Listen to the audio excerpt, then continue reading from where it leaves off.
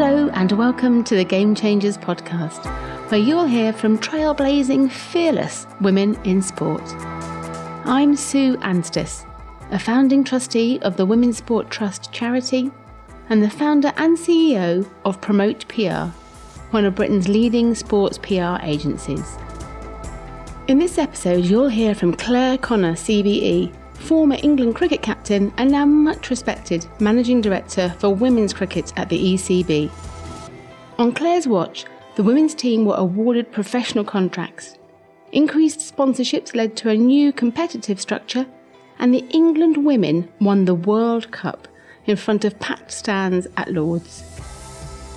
And it was at Lord's, the home of cricket, that I sat down to talk with Clare. I began by asking her if she could remember the first time she saw women playing cricket. Oh, not for ages, not until well into my teens, actually. So all my, everything that was visible to me and everything that I watched on television and knew about was men and boys playing cricket. My own experiences, very much started as a little girl playing in a team of boys at the age of 7 or 8. And that was my experience, that was my constant experience until into my mid-teens. So I grew up, I've got a younger brother, but he's 10 years younger than me. So I was essentially an only child for 10 years. And all my early playing experiences and experiences of the game, all around me were of it being a game for men and boys. And I think that I discovered women's cricket when I was in the summer of 1993. So I was 16, nearly 17.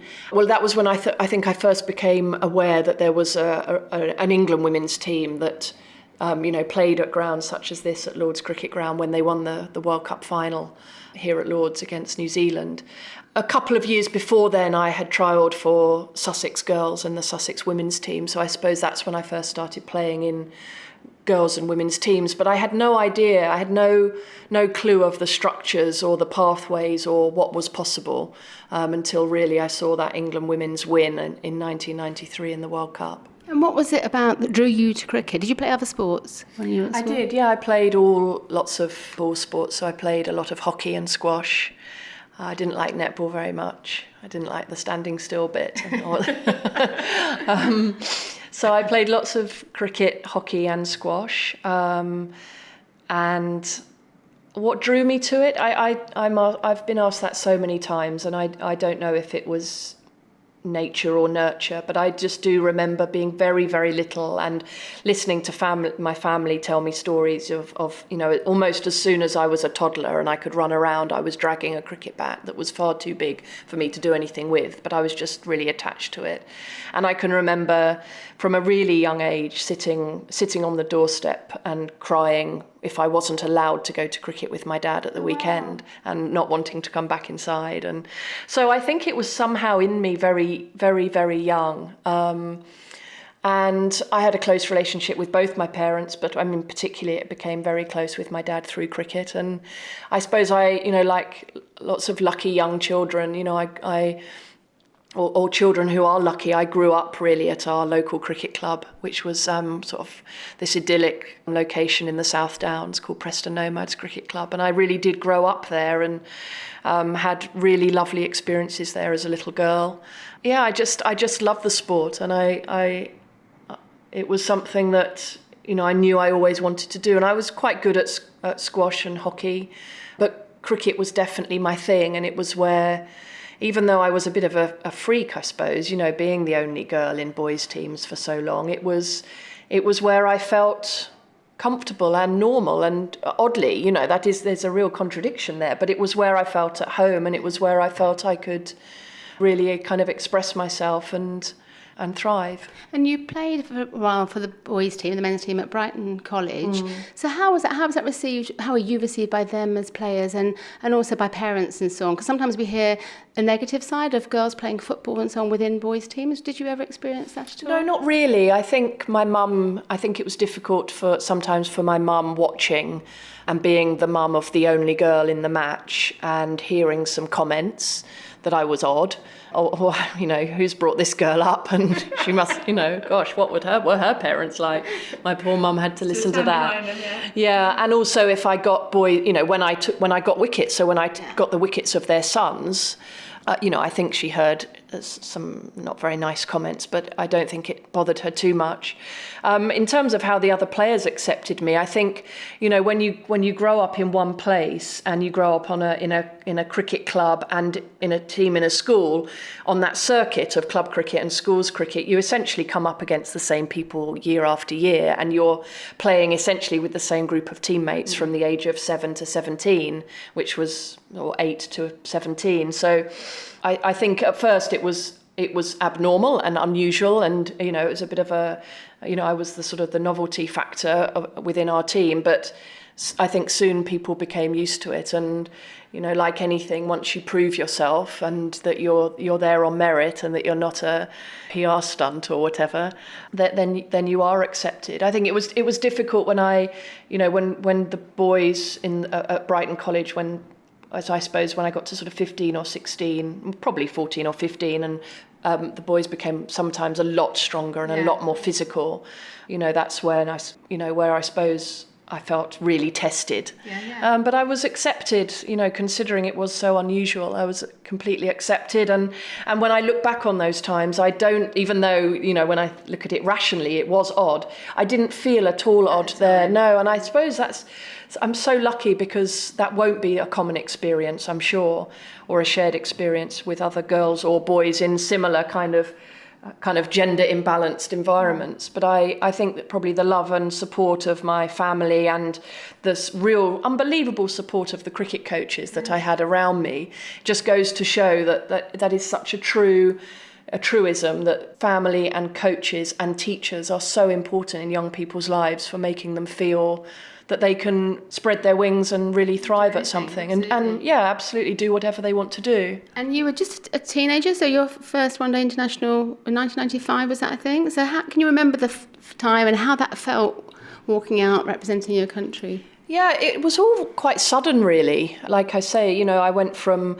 essentially sort of only discovering girls' county cricket and girls' club cricket to within probably 3 or 4 years making my England debut. So it was and with all the other stuff that was going on in my life as a teenager and doing GCSEs and A-levels and playing loads of sport at school, it was and starting university. So I started university in 1995, and I'd had a gap year in 94 and travelled to Zimbabwe and done some teaching there, and it was such an exciting time, and I was very proud. I missed when I got picked. I was due to go on a family holiday to Spain, which I had to miss because of being picked for England. So I'm forgiven now. That holiday that you missed. Yeah, okay.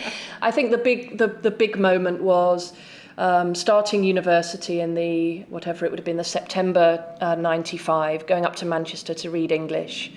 So I just turned 19, and I got picked to go to India in the November-December. So it meant missing half of my first term at university, and it was a long tour. It was a very unusual tour because it was 3 test matches and 5 one-day internationals, which hasn't been heard of since, I don't think, in terms of duration. And it was our first major series or competition since England had won that World Cup in 93 that I wasn't part of. It was the first time that an England women, as world champions, went on a big tour. So to be picked for that and for it to be in India was just overwhelming. I did my first 6 or 7 weeks at university, made some friends, said goodbye to those friends. Luckily, some of them stayed my friends, and went off on that trip. And it was at a time when women's cricket in India, sometimes we had 20,000 people watching us, sometimes we had 20 people watching us, and it was really, we travelled all over India. It was such an amazing life experience as well as a cricket experience. I was trying to do a bit of studying whilst I was there. How did you balance that education with playing then? Well, so I missed that first half a term and it was like that actually for the rest of uni, and it was just a case, I suppose, of like, anyone who, I suppose, who has to balance education, you have to be disciplined, and you have to, focus on what you need, what's ahead of you, whether that was cricket at a certain time or studying. And I had good support from Manchester University, and I managed to make it work. And the setup and support for the women's game has massively evolved over those 25 years. So what do you feel the key differences of a young English cricketer in the 90s versus the girls that are coming to play maybe for the first time now?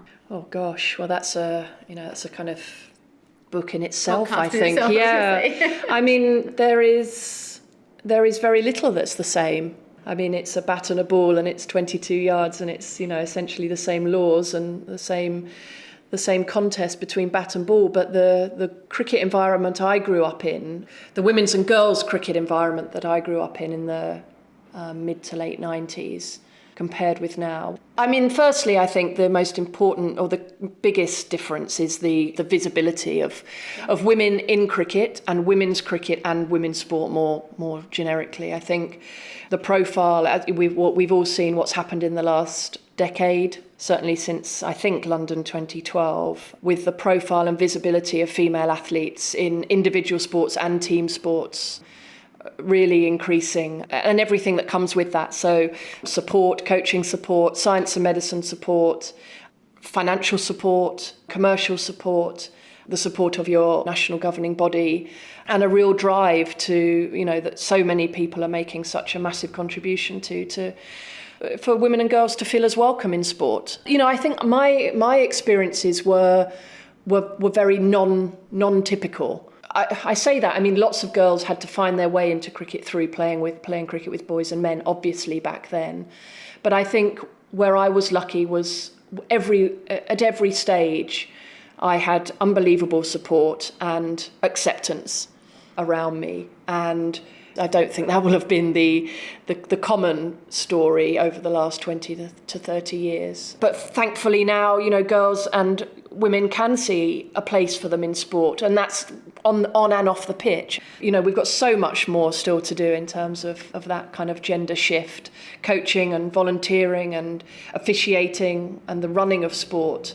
But certainly the last 10 years have been game-changing, haven't they? They have indeed. And do you think the players at the time felt they wanted to be, or they should have been better supported? I'm asked all the time, Claire, are you jealous of what the players have now? And I frankly, and I talk to other players from my generation, and Charlotte Edwards would be one, and she has transcended both the fully amateur and the fully professional eras. But I wouldn't change a thing. I mean, yes, I would have been curious to see what it would have been like to be a completely professional cricketer and for that to be my sole focus. But I had 10 amazing years playing cricket for England, combining it with teaching. I learnt such a lot about myself in that time and how to manage myself and my goals. And I travelled the world. I had 3 or 4 tours to India. I went to Australia, New Zealand, South Africa. I didn't ever think, someone should be doing more for me, pay me, or, put me in that part of the plane to fly to Australia, or, why am I staying? Crikey, some of the accommodation we stayed in on that first tour of India was appalling. Some of us got so sick. It was mosquito ridden. There wasn't running water sometimes.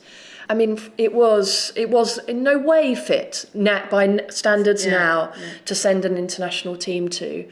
But that, it's part of the stories that you can tell, isn't it? And those experiences shape you and provide you with certainly some resilience and bring you close to your teammates and make you teach you that life doesn't always go your way. And so, no, I never once thought the game or anyone should be doing more for me, but I do look at what there is available now to girls choosing sports, whatever that might, and I think, wow, there's never been a better time to be starting out as a young athlete. And you were captain at just 24? Yes. So what kind of leader were you? Oh, I think I was very different to how I would be now. There's no doubt about that. That's my next question, actually. There's no doubt about that. I was thrust into the role. I'm not saying I didn't want it. I really did want it. But at a very, very turbulent time, midway through a tour. So we'd been hammered in Australia 5-0. We were quite a fragmented group. and we were to go on to New Zealand and play for another 3 weeks, and I was made captain midway through. And I took the captaincy on from someone who was a legend of the women's game, Karen Smithies, who'd been captain for nearly 10 years. So there'd been real consistency. She'd led England to that World Cup win in '93. So I had big shoes to fill and a big job to do, because we weren't in a great place. We weren't playing well, and we didn't have any kind of harmony on or off the pitch really as a group. So it was a baptism of fire for sure, but one which I certainly something I wanted to take on. I'd always been captain of teams. I'd captained my boys under 10 prep school team to an unbeaten season. I can remember the final game, beating St Christopher's to secure an unbeaten season. Stays with you forever. Stays with you. And I'd always captained Sussex. I captained Sussex for about a decade, I think. And so captaincy sat comfortably with me, but I was very inexperienced in kind of, I wasn't inexperienced in captaincy, but I was a young leader. I had some very strong personalities in that squad that I was to captain, and as I say, it wasn't a smooth period, but I learned a huge amount. What sort of captain was I? Certainly very heart on my sleeve. I was very open, perhaps too open at times. I got better at collaborating, I think probably because of the situation I found myself in, and because I was young and confident. I was perhaps a bit too, not self-assured, or maybe I thought I had all the answers, or that I needed to have, because I'd been given that responsibility, so I had to have all the answers. And of course you don't. That's what you learn about leadership, isn't it? One thing I didn't do enough of that I've learned, I think if it was one lesson, it would be to tolerate and respect the difference in people and not expect everyone to be like you. And as a young, confident leader, I think I thought that everyone should be like me, as in, I believe we should review the game straight after the match, even though everyone's really emotional. And if I believe that, then everyone should believe that. And if you don't believe that, then obviously you don't care as much. I can remember thinking and feeling things like that. And actually, that's nonsense. As you grow, don't you? You learn about the difference in personality types and responses. Do you get any coaching or support on being a captain? Not really. Some informal bits and pieces. Nothing. No sort of mentoring or any sort of structured support. I've learned that leadership is, yes, you have to be able to take a decision in the moment, and obviously in sport more so than in, say, the corporate world or the world I'm in now in terms of administration. The buck does stop with you, and you have to make a call on the pitch, and you have to back yourself and be confident. I could have collaborated a lot more, and I could have listened a lot better. As you say, it's all the leadership principles, isn't it? Absolutely, and it's been it is. You don't know everything, can't be expected to. Responsibility, having a position of responsibility doesn't equal you must know all the answers yourself. You have to find ways of seeking them out and working out who you can confide in, and understanding that everyone is different, and that's part of the beauty of it all, and that's what makes great teams. And that conformity doesn't, it's diversity, isn't it? It's what we know, it's what we talk about all the time, that diverse teams full of diverse voices and difference is a really healthy thing. So after a decade of playing for England and 6 years as a captain and winning the Ashes and so on, you chose to retire 2005. But was that a very difficult decision for you to make at the time? It was a very, very difficult decision, and I can remember sitting and crying a lot with my mum and dad as I wrestled with it. Oh, getting emotional now. Oh, because you didn't feel you were... Oh, no, that was it. I knew it was the right time. I knew that Charlotte Edwards was chomping at the bit, having been my vice-captain for 5 years or so. I knew that my body and my physical and my emotional well-being was a little precarious. I'd invested a huge amount of myself into being captain of England. I had nothing really left to give, and I needed an operation on my ankle. That was a less relevant probably, and that would take me out for a little while. And I was so privileged that I was able to make that decision myself. No one made it for me, because I think that's one of the saddest things, when you don't have the chance to own your decision to depart from something that's been as important to you as that. And I was going out at a real high. You know, we'd got the Ashes back from Australia after 42 years. And I've thought about it so hard, and I thought the team are so ready for a new voice. But it was really difficult because I had all of that logic, but I knew that letting it go would be very difficult because of the emotional investment. On the one hand, it was an easy, obvious, sensible, rational and the right time for all the logical and rational reasons. But emotionally, it was just I had to get there and had to sweat it out and cry it out a bit with friends and family. But it was 100%, and I really am so lucky that I don't have any regret about that decision. The timing was right for me and the team, and the team is the most important thing. And Charlotte Edwards, obviously flew as England captain. Do you think it would have been a harder decision had you been contracted players there, and it had been more of a career? Might you have done another? Yeah, maybe, and I do feel, that is all part of how this transition. It's been a few years now, but I'm seeing that with our players. Their finance and earning a living complicates matters, and is another key ingredient in your decision making. Again, I didn't have that complication or luxury, or however you want to put it. I was also very lucky, and I had a very good job to go to, and I had always managed to combine the teaching with playing cricket for England. And I had dabbled in some media as well, and done a bit of TV and a little bit of writing. So I had some options, and so I didn't have that the financial pressure of it being my job and a contract that I'll just try and eke out a bit longer. And I do really, I'm very sensitive to that with our players now, because, some of them are on 1 year central contracts, some are on 2 year central contracts. And, I'm sensitive when those renewal times come up, and that it's a real concern, it's now their job and their livelihood, and they've got mortgages that depend upon it. So it is a very different time. And did you ever envisage a role in cricket, working cricket, when you left playing? No, I genuinely didn't. I'd done my advanced, what would now be level 3 coaching award. I did that probably in my mid to late 20s. So I had that, and I enjoyed coaching. But the other love of my life, other than cricket, was teaching and teaching English, and so I just had quite a sort of a clear view of things, that when I stopped playing cricket for England, then my future would be in teaching. And that's how I set up. I retired, and I set about retirement from international cricket. I was back in teaching, having had a sabbatical.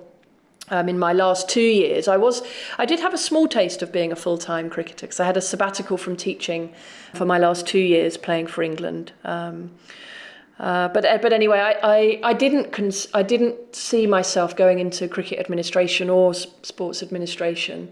I really thought my future would stay in teaching. So I'd been back in teaching for about 1.5 years or 2 years. And Hugh Morris, who was the then managing director of England Cricket, I'd had a close working relationship with him as England captain, and he contacted me about a role. It wasn't anywhere near anything like what my current role is now, but essentially it's evolved from there. Out of the blue? Completely out of the blue. I was just visiting friends in Lincolnshire. I can remember it really clearly. And he told me about Jill McConway, who was the national manager, head of women's cricket, I don't remember her exact title. She was retiring and going to live back in New Zealand, and they had decided to create a new role, a slightly different role with her retirement, and he wanted to talk to me about it.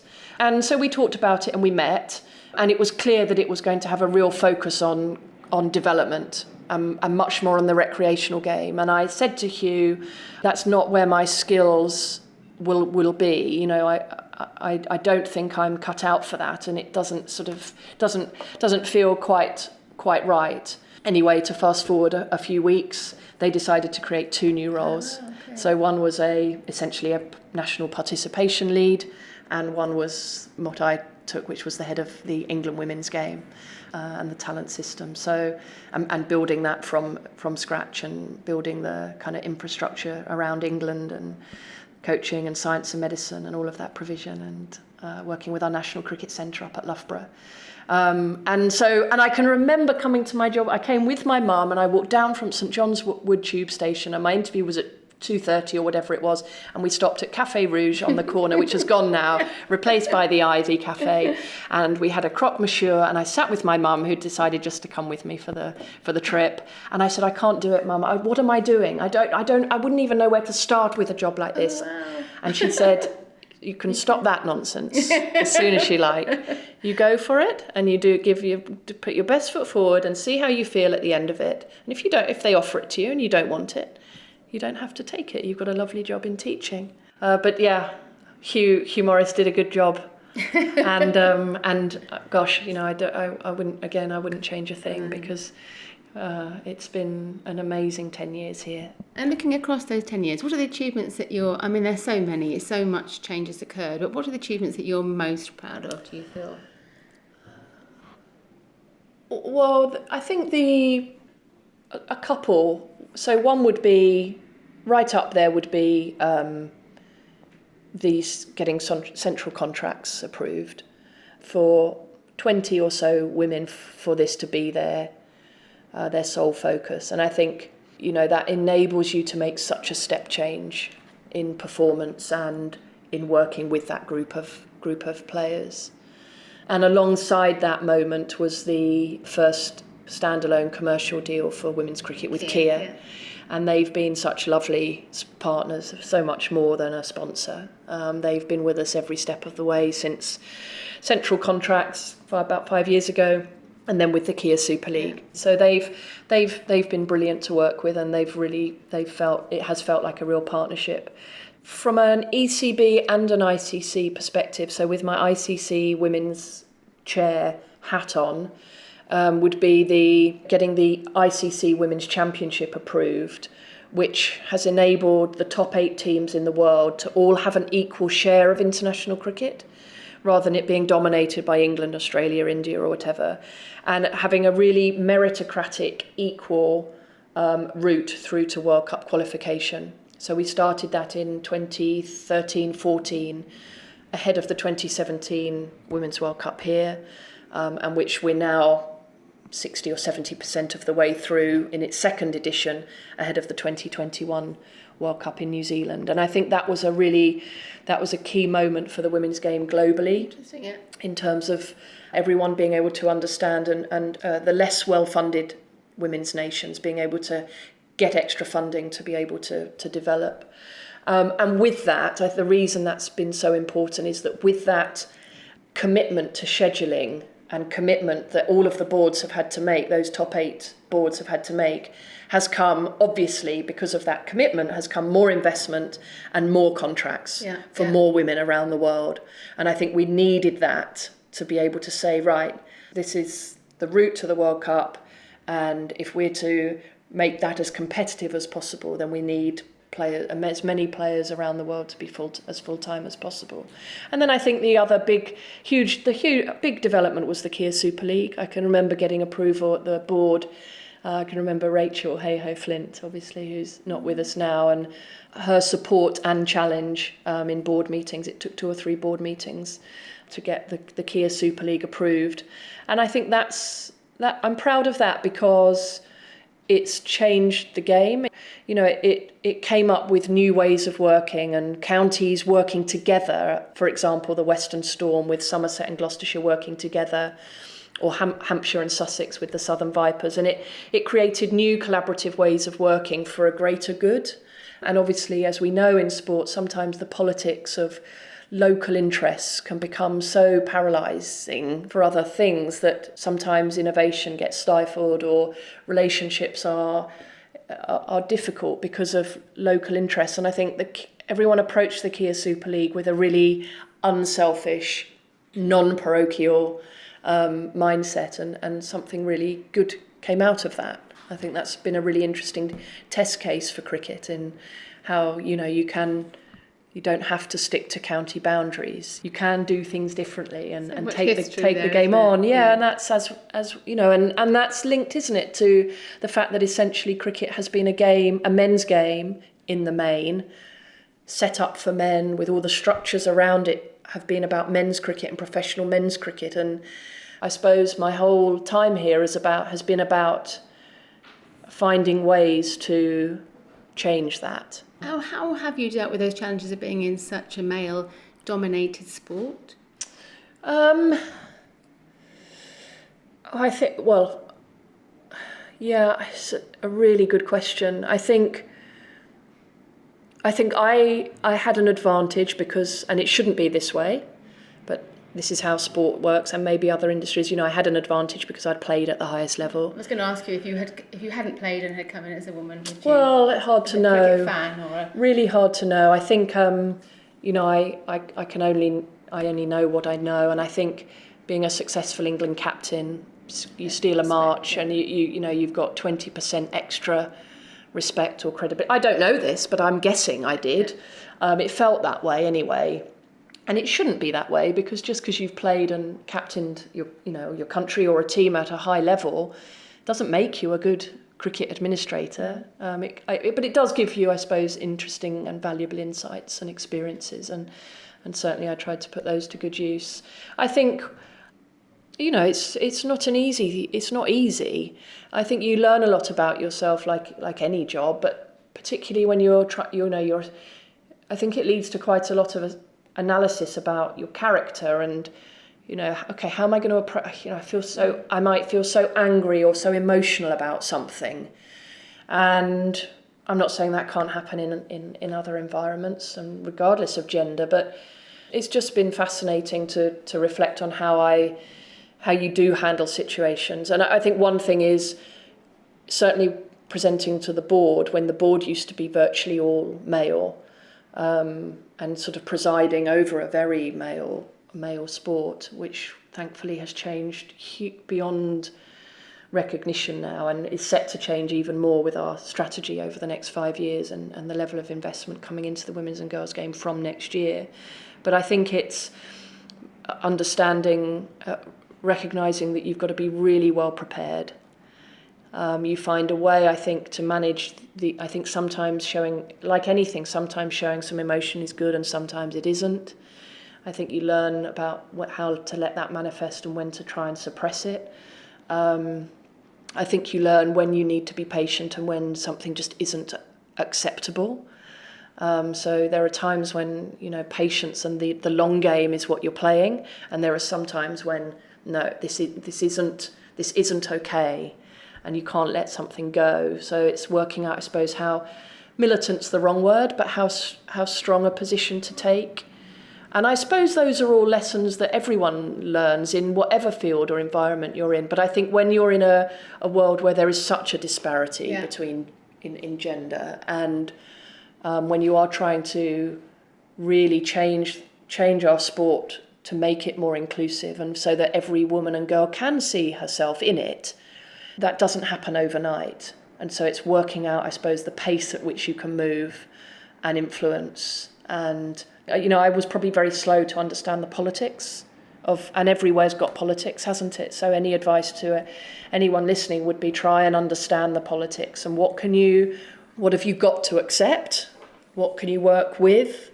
What do you try and influence? Where does it become a waste of energy?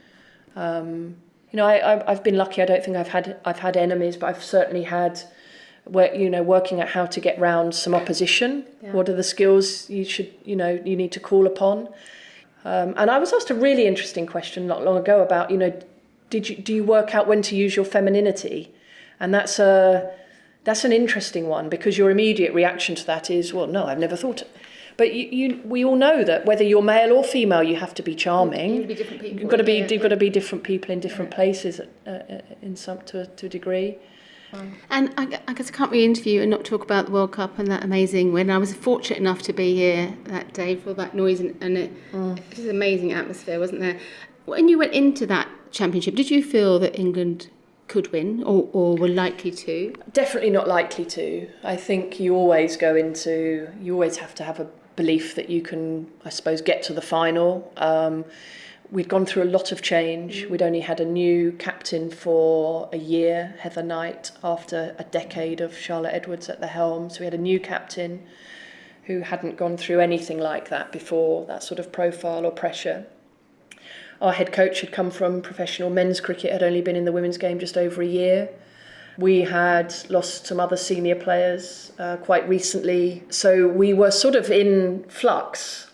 If you were to define how you need to be to go into a World Cup and describe it, and how consistent or settled you need to be as a unit, and with your leadership in place, and the right blend of, you have to have some players who carried a few scars, and you have to have some who are fearless and don't understand what the hurt can feel like from defeat. And I think we did in the end have I didn't know it at the time, but in the end I think it worked out that we did have the right mix. I thought it was possibly a year too soon for us for all those reasons, but crikey, we lost that first game to India, and then just didn't look back and got stronger, and physically and mentally we were strong, and our medical team did such an amazing job. We had a squad of 15 players, and we only, in a really intense schedule of high pressure cricket with a lot of travel and a volume of cricket, we only needed to use 13 players. So our medical team did an amazing job. Our head coach, Mark Robinson, was incredible. Heather Knight proved just every game just showed something more amazing as a young leader.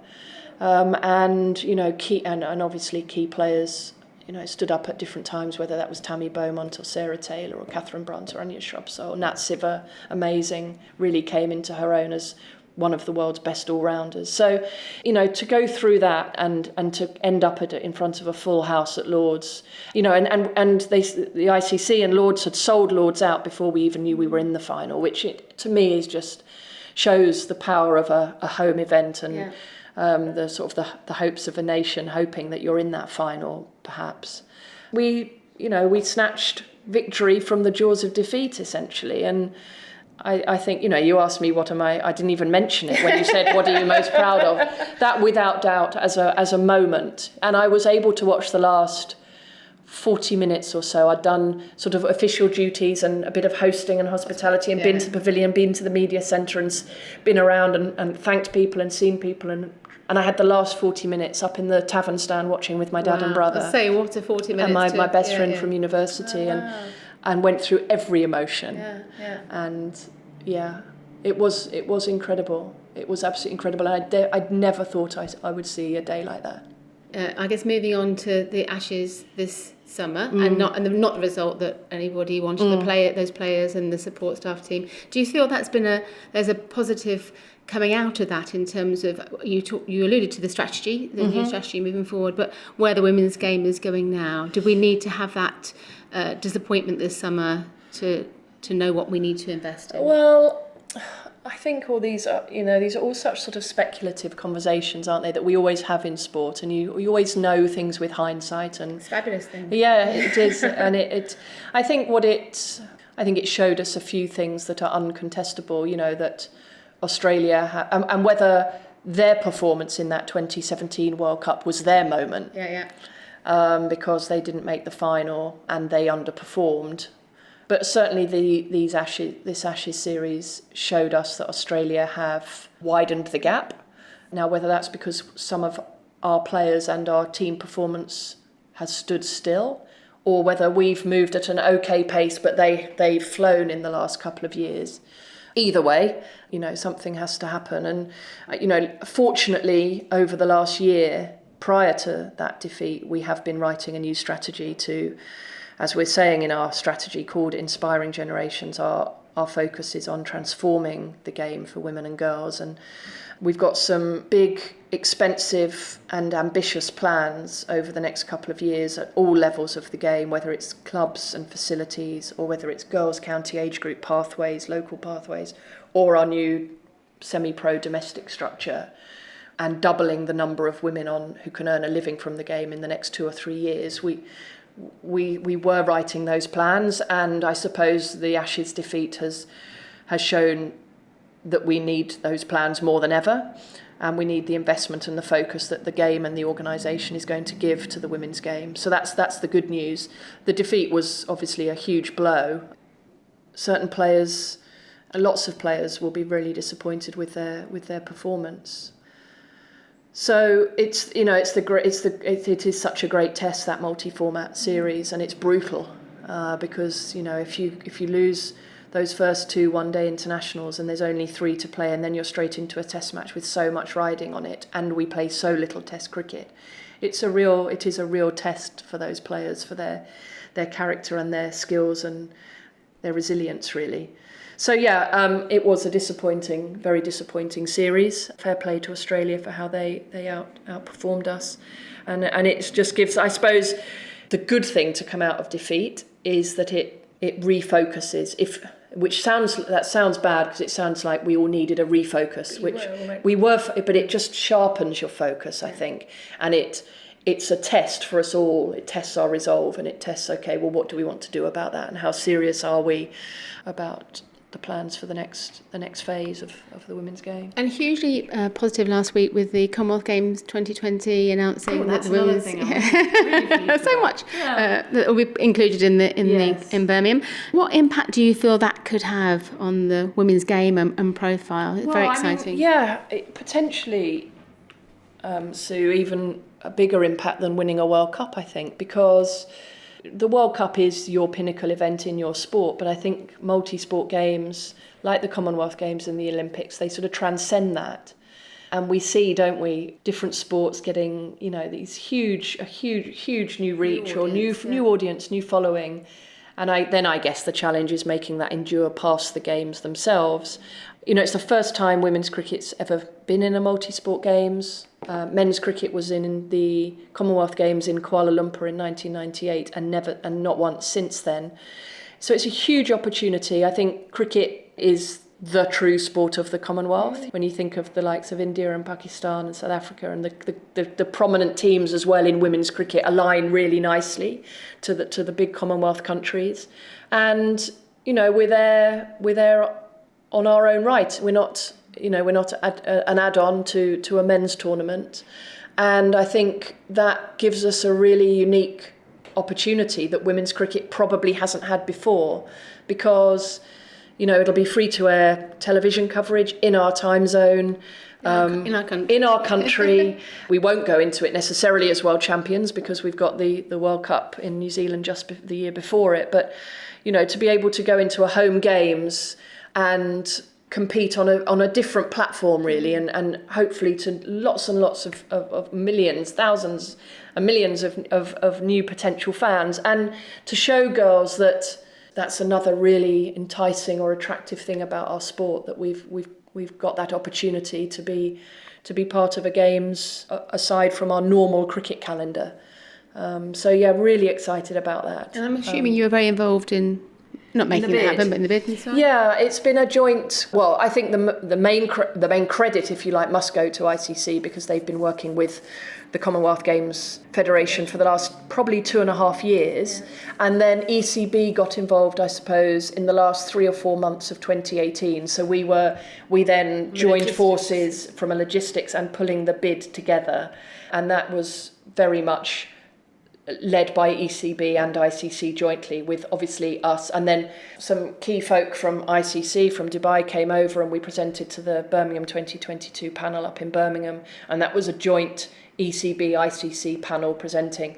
So it's been a really lovely project, and one that we've really all enjoyed working on, because we had a very tight timeline.